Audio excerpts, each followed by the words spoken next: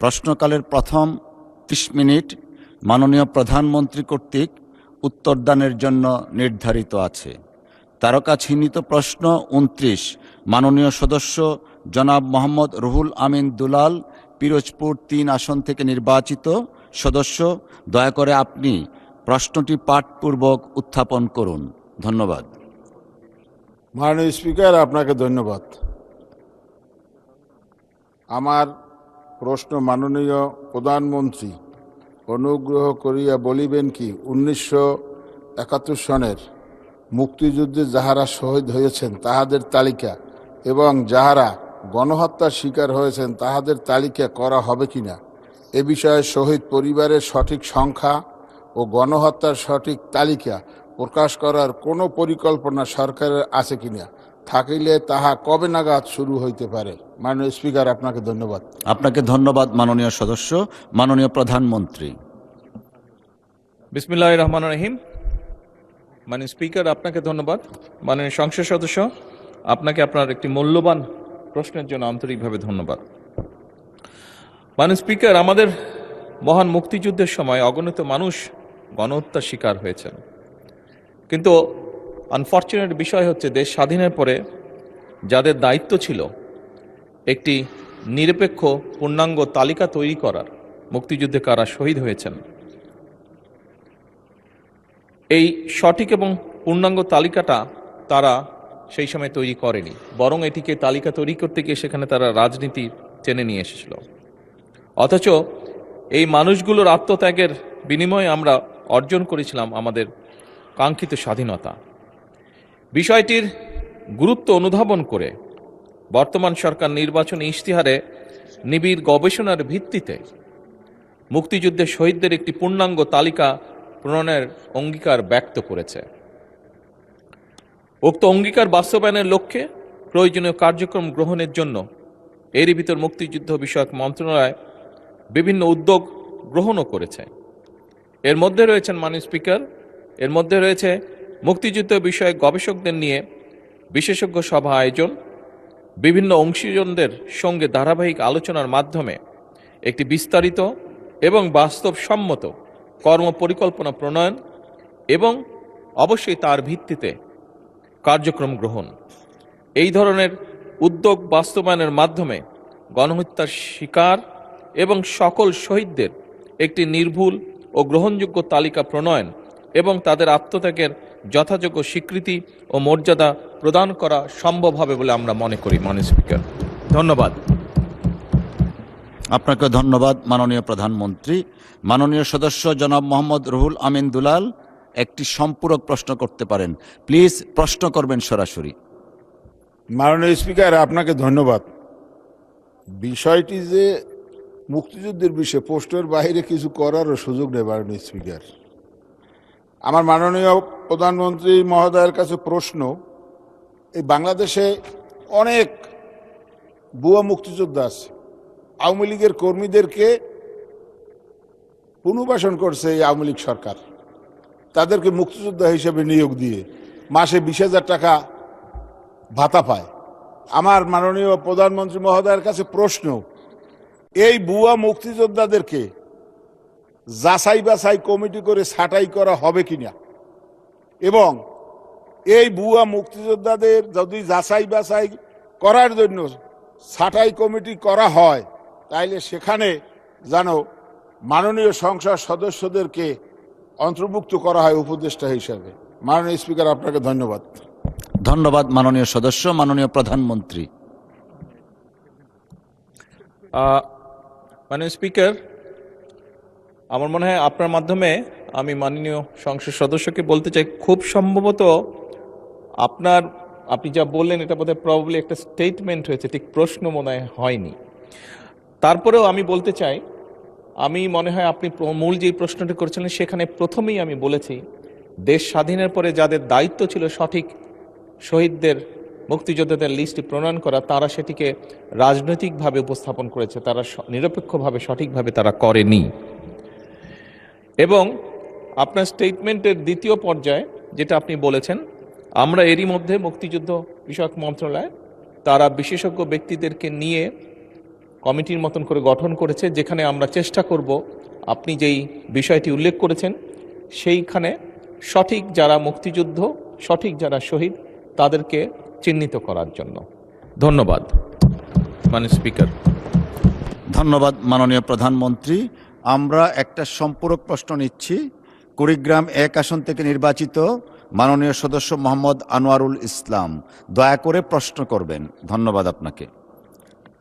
আসসালামু আলাইকুম রহমতুল্লাহ। মাননীয় স্পিকার, আপনাকে ধন্যবাদ।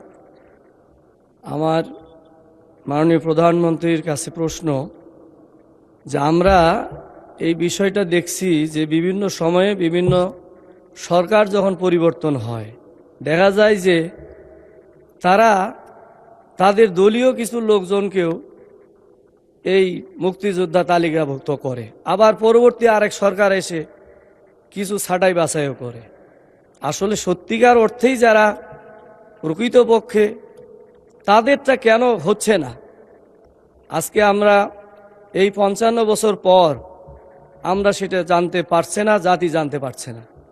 এই জন্য আমার প্রশ্নটা এইটাই যে এই বর্তমান সরকারের এই পরিকল্পনা আছে কিনা যে সঠিক একেবারে পুঙ্খানুপুঙ্খভাবে বিশ্লেষণ করে, যাতে করে যারা প্রকৃতপক্ষে মুক্তিযোদ্ধা তাদেরকে চিহ্নিত করে তাদেরকে তালিকাভুক্ত করা, আর যারা মুক্তিযোদ্ধা নয়, যারা বিভিন্নভাবে দলীয়করণের মাধ্যমে হয়েছে তাদেরকে ছাঁটাই করে একটা প্রকৃত মুক্তিযোদ্ধা তালিকা জাতির কাছে প্রকাশ করার পরিকল্পনা আছে কিনা, এটি আমার প্রশ্ন।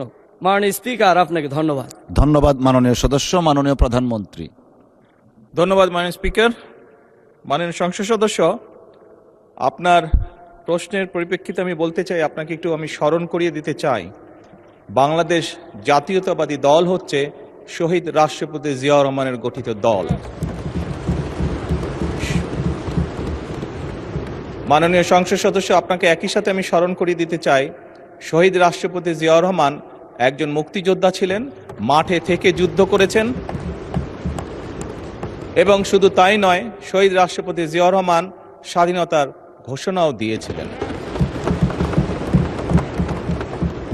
বর্তমানে দেশ পরিচালনার দায়িত্বে বাংলাদেশ জাতীয়তাবাদী দল রয়েছে, এবং একটু আগেই বললাম এই দল বীর মুক্তিযোদ্ধা, স্বাধীনতার ঘোষক শহীদ রাষ্ট্রপতি জিয়াউর রহমানের দ্বারা গঠিত এই দল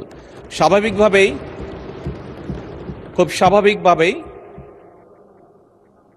বাংলাদেশ জাতীয়তাবাদী দল বিশ্বাস করে মনে প্রাণে যে মুক্তিযোদ্ধা এবং মুক্তিযুদ্ধের প্রতি তাদের দায়িত্ব, পবিত্র একটি দায়িত্ব রয়েছে। এবং সে কারণেই আমি একটু আগেই আমার মূল প্রশ্নে এবং একই সাথে সম্পূরক প্রশ্নে আমি বলেছিলাম যে যাদের দায়িত্ব ছিল দেশ স্বাধীনের পরে একটি সঠিক নিরপেক্ষ তালিকা তৈরি করা মুক্তিযোদ্ধাদের, তারা সেটি করেনি। পরবর্তীতেও বিভিন্ন সময়ে এই লিস্ট তৈরিতে বিভিন্ন রকম সমস্যা তৈরি হয়েছে। বর্তমানে সরকার চেষ্টা করছে বিভিন্ন বিশেষজ্ঞদেরকে নিয়ে যাতে আমরা একটি পূর্ণাঙ্গ সঠিক মুক্তিযুদ্ধের তালিকা, মুক্তিযোদ্ধাদের তালিকা তৈরি করতে পারি। মাননীয় স্পিকার, আপনাকে ধন্যবাদ। আপনাকেও ধন্যবাদ মাননীয় প্রধানমন্ত্রী। তারকা চিহ্নিত প্রশ্ন 30, মাননীয় সদস্য জনাব লুৎফুল্লাহেল মাজেদ, ময়মনসিংহ 8 এর পক্ষে, পটুয়াখালী 4 আসন থেকে নির্বাচিত মাননীয় সদস্য ABM মুশাররফ হোসেন, দয়া করে আপনি প্রশ্নটি পাঠপূর্বক উত্থাপন করুন। ধন্যবাদ আপনাকে। ধন্যবাদ মাননীয় স্পিকার। আমি ABM মোশাররফ হোসেন, 114 পটুয়াখালী 4 সংসদ আসনের এমপি। আমি আমার পক্ষ থেকে জনাব লুৎফুল মাজেদ, 153 ময়মনসিংহ 8 আসনের এমপির পক্ষ থেকে মাননীয় প্রধানমন্ত্রীর কাছে আমি প্রশ্ন উত্থাপন করতে চাই। মাননীয় প্রধানমন্ত্রী, অনুগ্রহ করিয়া বলিবেন কি রাজধানী ঢাকা সহ দেশের সকল শহরগুলির খেলার মাঠ, পার্ক দখলমুক্ত করিয়া খেলার উপযোগী ও পার্কের পরিবেশ ফিরিয়া আনিবার লক্ষ্যে কোনো বিশেষ পদক্ষেপ গ্রহণ করা হইবে কিনা, না হইলে করা হইবে না কেন? ধন্যবাদ মাননীয় স্পিকার। ধন্যবাদ মাননীয় সদস্য। তারকা চিহ্নিত প্রশ্ন 30 মহান সংসদে উত্থাপিত হলো মাননীয় প্রধানমন্ত্রী। ধন্যবাদ। ধন্যবাদ মাননীয় স্পিকার। মাননীয় সংসদ সদস্যকেও আমি আন্তরিকভাবে ধন্যবাদ জানাতে চাই আপনার মাধ্যমে এরকম একটি প্রশ্ন করার জন্য। মাননীয় স্পিকার, আজকে সকাল থেকে আমি দুপুর 2টা পর্যন্ত একটি অনুষ্ঠানে ছিলাম। এই অনুষ্ঠানটি ছিল প্রাথমিক বিদ্যালয়ের শিক্ষক এবং বাচ্চাদেরকে নিয়ে তাদেরকে পুরস্কার প্রদান। সেখানে আমি সবগুলো জেলা থেকে, বিভিন্ন জেলায় গত কয়েকদিন বৃষ্টি বাদল হয়েছে, প্রাকৃতিক দুর্যোগ কিছু হয়েছে, তারপরেও আমি দেখেছি আমাদের এই প্রাইমারি বাচ্চাদেরকে এত প্রাকৃতিক দুর্যোগ থামিয়ে রাখতে পারে নাই। তারা তাদের পূর্ণাঙ্গ উৎসাহ নিয়ে এই অনুষ্ঠানে যোগদান করেছিল। সেখানে মাননীয় স্পিকার, একটি স্টল যখন, একটি জেলার একটি স্টল, বাচ্চাদের স্টল যখন আমি পরিদর্শন করছিলাম, সেখানে তারা বাচ্চারা এবং শিক্ষকরা আমাকে জানালেন তাদের স্কুলটিতে 1300 বাচ্চা পড়ে, কিন্তু তাদের কোনো মাঠ নেই। এরকম এই অভিযোগ আমাকে অনেকেই দিয়েছেন। মাননীয় স্পিকার, এটি একটি অত্যন্ত গুরুত্বপূর্ণ বিষয় আমাদের ভবিষ্যৎ প্রজন্মদেরকে সঠিকভাবে গড়ে তোলার জন্য। ঢাকা উত্তর সিটি কর্পোরেশনের আওতাধীন এলাকায় মাননীয় স্পিকার 189টি পার্ক, খেলার মাঠ এবং উন্মুক্ত স্থান রয়েছে। এর ভিতরে 24টি পার্ক, 6টি খেলার মাঠ, 4টি শিশু পার্ক এবং 4টি ঈদগাহ মাঠ সহ মোট 38টি ডিএনসিসির মালিকাধীন। উক্ত স্থাপনার নিরাপত্তা নিশ্চিতকল্পে পার্ক এবং খেলার মাঠ সমূহে নিরাপত্তা প্রহরী নিয়োগ, প্রয়োজনীয় বৈদ্যুতিক বাতি স্থাপন, সিসিটিভি স্থাপন এবং জনসচেতনামূলক কার্যক্রম পরিচালনার উদ্যোগও এর ভিতর গ্রহণ করা হয়েছে। ডিএনসিসির মালিকাধীন যে 38টি পার্ক, খেলার মাঠ, উন্মুক্ত স্থান রয়েছে, তা ফরচুনেটলি মাননীয় স্পিকার বর্তমানে দখলমুক্ত রয়েছে সৌভাগ্যক্রমে, এবং সুপরিকল্পিতভাবে নিয়ন্ত্রিত হচ্ছে। ইতিমধ্যেই 20টি পার্ক, 4টি খেলার মাঠ, 2টি শিশু পার্ক, 2টি ঈদগাহ মাঠ উন্নয়ন কার্যক্রম সম্পন্ন করা হয়েছে। জাতীয় গৃহায়ণ কর্তৃপক্ষ এবং রাজুক সহ অন্যান্য সংস্থার মালিকাধীন অবশিষ্ট 151টি পার্ক, খেলার মাঠ, শিশু পার্ক, ঈদগাহ মাঠ এবং উন্মুক্ত স্থান পর্যায়ক্রমে উন্নয়ন করা হবে। মাননীয় স্পিকার, ঢাকা সিটি কর্পোরেশন আওতাধীন খেলার মাঠ এবং পার্কসমূহে অবৈধ দখলদারদেরও উচ্ছেদ করার প্রস্তুতি নেওয়া হয়েছে। মাননীয় স্পিকার, ভবিষ্যতেও খেলার মাঠ এবং পার্কসমূহে অবৈধ দখলদারদের উচ্ছেদ কার্যক্রম চলমান থাকবে। মাননীয় স্পিকার, উল্লেখ্য যে বর্তমান সরকার দায়িত্ব গ্রহণের পর থেকেই দেশের খেলাধুলার মান বৃদ্ধি করার চেষ্টা করছে, এবং আপনি জানলে আনন্দিত হবেন যে এটিতে আমরা মোটামুটিভাবে আলহামদুলিল্লাহ অনেকাংশে সফলও হয়েছি।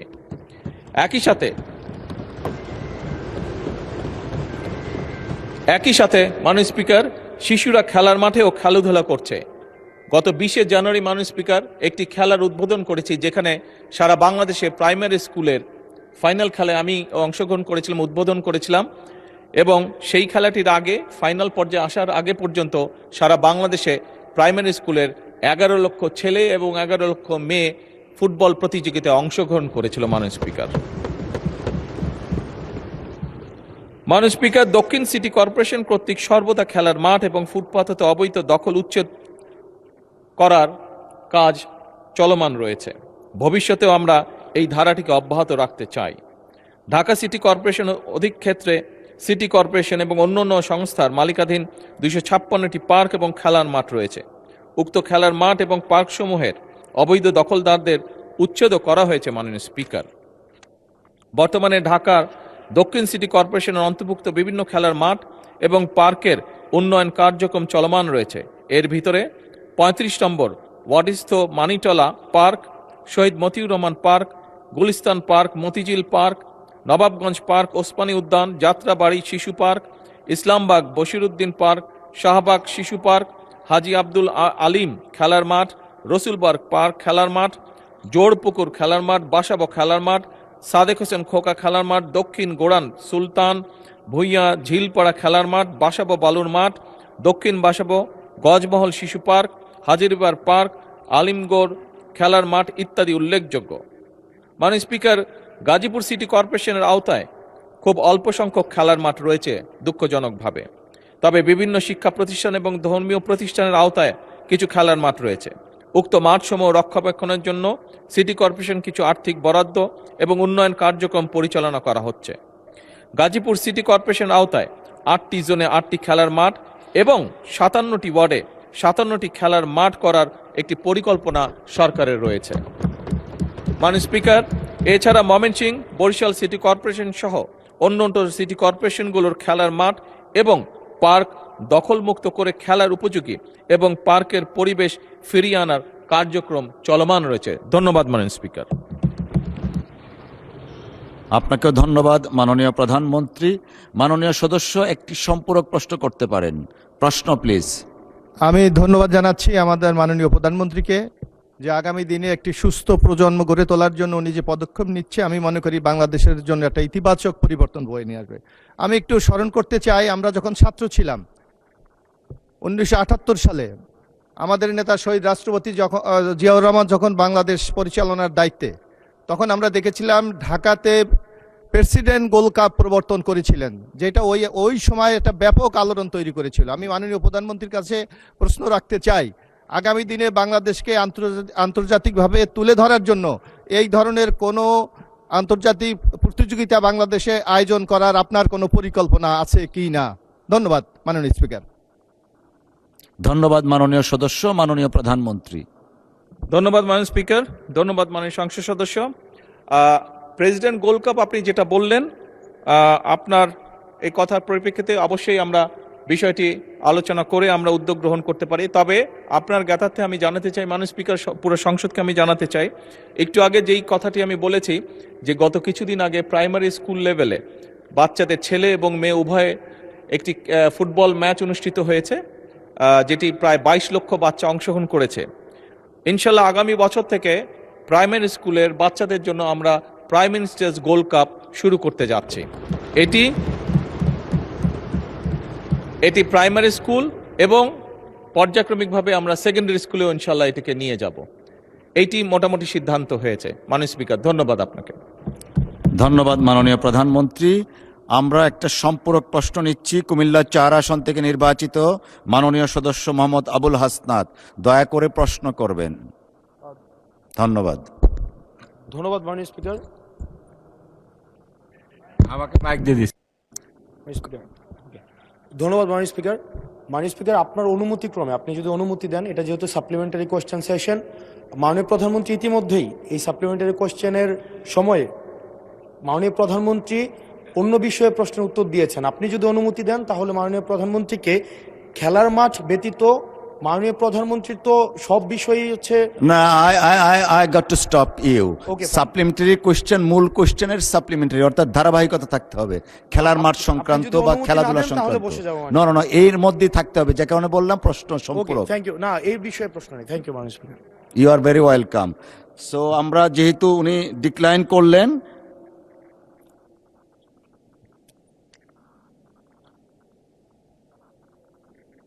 অ্যাডভোকেট মোহাম্মদ জালাল উদ্দিন, কিশোরগঞ্জ 2।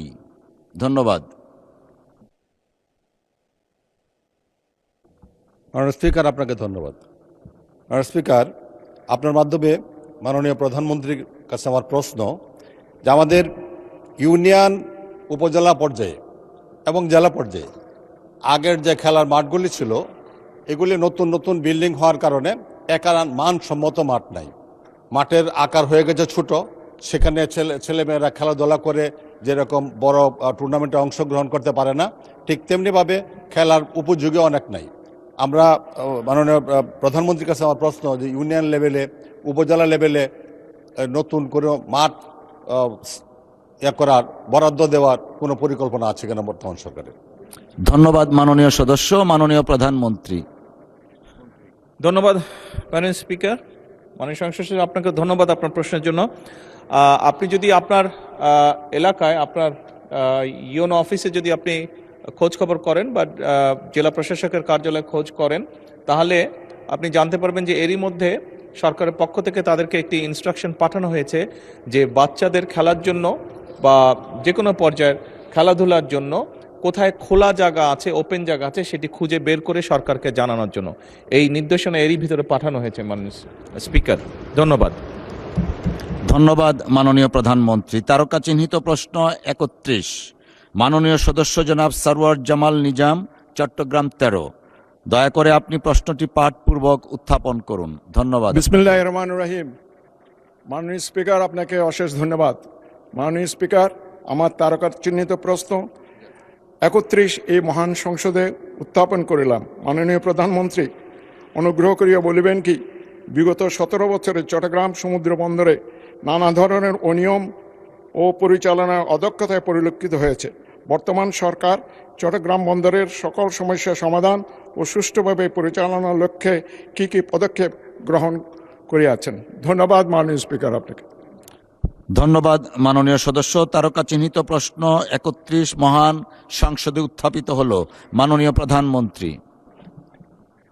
মাননীয় স্পিকার, আপনাকে আবারও ধন্যবাদ। একই সাথে মাননীয় সংসদ সদস্য, আপনাকেও ধন্যবাদ আপনার প্রশ্নের জন্য। মাননীয় স্পিকার, চট্টগ্রাম সমুদ্র বন্দরের সক্ষমতা ক্রমশ বৃদ্ধি পাচ্ছে। দেশের সামগ্রিক ব্যবসা বাণিজ্য বৃদ্ধি পাওয়ার কারণে এটি সক্ষমতা আস্তে আস্তে বৃদ্ধি পাচ্ছে। বিশ্বের ও দেশের আভ্যন্তরীণ বিভিন্ন ধরনের পরিস্থিতি মোকাবেলা করে চট্টগ্রাম বন্দর কর্তৃপক্ষ বন্দরটিকে পরিচালনা করে আসছে। বিশ্বমন্দা, কোভিড-19 পরিস্থিতি ইত্যাদি সময়েও মাননীয় স্পিকার চট্টগ্রাম বন্দর 24/7 অপারেশনাল, অর্থাৎ 24/7 অপারেশনাল ছিল। ফলশ্রুতিতে 2010 সালে যেখানে কার্গো এবং কন্টেনার হ্যান্ডেলিং ছিল যথাক্রমে 4,90,90,663 মেট্রিক টন এবং 13,43,448 20 ফুট ইকুইভ্যালেন্ট ইউনিট, সেখানে 2025 সালে চট্টগ্রাম বন্দর কর্তৃপক্ষ 13,81,51,812 মেট্রিক টন কার্গো এবং 34,09,069 TEU কন্টেনার হ্যান্ডলিং করেছে। বিগত বছরের তুলনায় 2025 সালে কন্টেনার, কার্গো এবং জাহাজ হ্যান্ডলিংয়ের প্রবৃদ্ধি ছিল যথাক্রমে 4.07, 11.43 এবং 10.5%। মাননীয় স্পিকার, চট্টগ্রাম বন্দরের সক্ষমতা বৃদ্ধির জন্য সমন্বিত কার্যক্রম গ্রহণ করা হয়েছে, যার সংক্ষিপ্ত বিবরণ আমি তুলে ধরছি। মাননীয় প্রধানমন্ত্রী, আপনি চাইলে এটা পঠিত বলে গণ্য হতে পারে, বেশ লম্বা দেখছি। মাননীয় স্পিকার, যেহেতু একটু লম্বা, আমি অনুরোধ জানাবো বিষয়গুলোকে পঠিত বলিয়া গণ্য করার জন্য। ধন্যবাদ। ধন্যবাদ মাননীয় প্রধানমন্ত্রী। উত্তরটা পঠিত বলে গণ্য হলো। মাননীয় সদস্য, আপনার কোনো সম্পূরক প্রশ্ন থাকলে দয়া করে উত্থাপন করুন।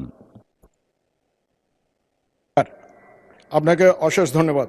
মাননীয় প্রধানমন্ত্রী, বাংলাদেশের অর্থনৈতিক ক্ষেত্রে চট্টগ্রামের অবদান শতকরা 47%। এই ক্ষেত্রে চট্টগ্রাম বন্দরের ভূমিকা অত্যন্ত গুরুত্বপূর্ণ। বিগত সরকার দলীয়করণের মাধ্যমে চট্টগ্রাম বন্দরকে রাজনৈতিক হাতিয়ার হিসেবে বানিয়েছিল। বর্তমান গণতান্ত্রিক সরকার বিশ্বের এক আধুনিক বন্দর হিসেবে চট্টগ্রামকে করা কী কী পদক্ষেপ নিয়েছেন এবং সাথে সাথে যে বিগত সরকার বে টার্মিনালের নামে, সমুদ্র বন্দর করার নামে কোটি কোটি টাকা অপচয় করে অসমাপ্ত অবস্থায় এটা ফেলে গেছে, এই প্রেক্ষিতে আমি মাননীয় প্রধানমন্ত্রীর কাছে জানতে চাচ্ছি, এই বে টার্মিনাল এবং চট্টগ্রাম বন্দরকে আধুনিকরণ করার জন্য কি কি বর্তমান গণতান্ত্রিক সরকার পদক্ষেপ নেবে? ধন্যবাদ মাননীয় স্পিকার আপনাকে। ধন্যবাদ মাননীয় সদস্য। মাননীয় প্রধানমন্ত্রী। ধন্যবাদ মাননীয় স্পিকার। মাননীয় সংসদ সদস্য, আপনাকে ধন্যবাদ। আপনি যে প্রশ্নটি করেছেন, ডিটেলটা এই মুহূর্তে আমার কাছে নেই। আপনি নোটিশ দিলে আমি আপনাকে ডিটেলটা জানাতে সক্ষম হব। তবে বে টার্মিনাল, এটার বাস্তবায়নের পরিকল্পনা তো আমরা নিয়েছি। আপনাকে আমি বলতে পারি যে বে টার্মিনালটা চালু হলে পরে অবশ্যই এটার একটা উপকারিতা সামগ্রিকভাবে অর্থনীতি এবং দেশ পাবে। মাননীয় স্পিকার, বে টার্মিনালটা চালু হলে বড় আকারের যে আমাদের মাদার ভেসেল সরাসরি চট্টগ্রাম বন্দরে ভিড়তে পারবে। এখন নাব্যতার জন্য অনেক সময় বড় জাহাজ আসতে পারে না, এবং যখন বড় জাহাজগুলো, মাদার ভেসেলগুলো আসবে, এর ফলে স্বাভাবিকভাবে ট্রান্সশিপমেন্ট ব্যয় বা খরচ অনেক কমে আসবে। একই সাথে মাননীয় স্পিকার, বড় জাহাজগুলো আসার পরে এবং বে টার্মিনাল চালু হলে পরে আমদানি রফতানি বাণিজ্যের গতি বৃদ্ধি পাবে এবং স্বাভাবিকভাবে যেহেতু ব্যবসা বাণিজ্যে বা আমদানি রফতানির গতি বৃদ্ধি পাবে, এটি জাতীয় অর্থনীতিতে একটি বড় ইতিবাচক ভূমিকাও রাখবে মাননীয় স্পিকার। ধন্যবাদ। ধন্যবাদ মাননীয় প্রধানমন্ত্রী। আমরা একটা সম্পূরক প্রশ্ন নিচ্ছি। ঢাকা 5 আসন থেকে নির্বাচিত মাননীয় সদস্য মোহাম্মদ কামাল হোসেন। ধন্যবাদ। দয়া করে প্রশ্ন করবেন প্লিজ। মাননীয় স্পিকার, আপনাকে ধন্যবাদ। মাননীয় প্রধানমন্ত্রী, আমি আপনার এই প্রশ্ন পর্বে আজকে সুযোগ পেলাম, যদিও আগে অনেক চেষ্টা করেছি, আমি শুকরিয়া আদায় করছি।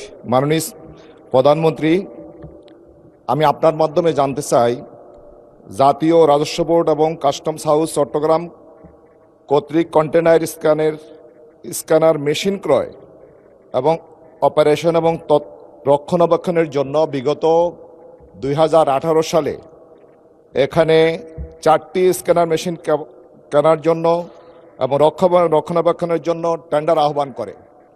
এই টেন্ডারে ব্যাপক দুর্নীতি হয়, মামলা হয় এবং এই অভিযোগ এখনো চলমান। বিগত সরকারের আইনমন্ত্রী এখানে তার ঘনিষ্ঠজনরা এখানে জড়িত। আমি জানতে চাই মাননীয় প্রধানমন্ত্রী, এই ক্ষেত্রে যে মামলা চলমান এখনো পর্যন্ত নিষ্পত্তি হয়নি, আমি আপনার মাধ্যমে জানতে চাই এই সরকার, বিগত সরকারের 300 থেকে 400 কোটি টাকার এখানে দুর্নীতি সুনির্দিষ্ট তথ্য প্রমাণ থাকার পরেও এটা ব্যবস্থা নেওয়া হচ্ছে কিনা আপনার মাধ্যমে জানতে চাই। মাননীয় স্পিকার, আপনাকে ধন্যবাদ। ধন্যবাদ মাননীয় সদস্য। মাননীয় প্রধানমন্ত্রী। ধন্যবাদ মাননীয় স্পিকার এবং ধন্যবাদ মাননীয় সংসদ সদস্য আপনার প্রশ্নের জন্য। মাননীয় সংসদ সদস্য, আপনার জ্ঞাতার্থে মাননীয় স্পিকারের মাধ্যমে আপনাকে জানাতে চাই যে চট্টগ্রাম বন্দরটি এতে দেশের সম্পদ এবং এটি একটি রাষ্ট্রীয় সম্পদ, জনগণের সম্পদ। এখানে কোনো কাজ করতে গিয়ে যদি দুর্নীতি হয়ে থাকে, সেটি যখনই হয়ে থাকুক না কেন, অবশ্যই দেশের আইন অনুযায়ী যারা এর জন্য রেসপন্সিবল তাদের বিচার অবশ্যই হবে। এবং একই সাথে আমাদের সরকারের প্রচেষ্টা থাকবে যে কোনো জায়গায় রাষ্ট্রীয় সম্পদের অপচয় যেন না হয় এবং একই সাথে আমাদের প্রচেষ্টা থাকবে যে দুর্নীতি মুক্ত একটি পরিবেশ পর্যায়ক্রমিকভাবে গড়ে তোলা। ধন্যবাদ মাননীয় স্পিকার। আপনাকেও ধন্যবাদ মাননীয় প্রধানমন্ত্রী। মাননীয় সদস্যবৃন্দ, মাননীয় প্রধানমন্ত্রীর জন্য নির্ধারিত প্রশ্ন জিজ্ঞাসা ও উত্তর পর্ব এখানেই শেষ হলো।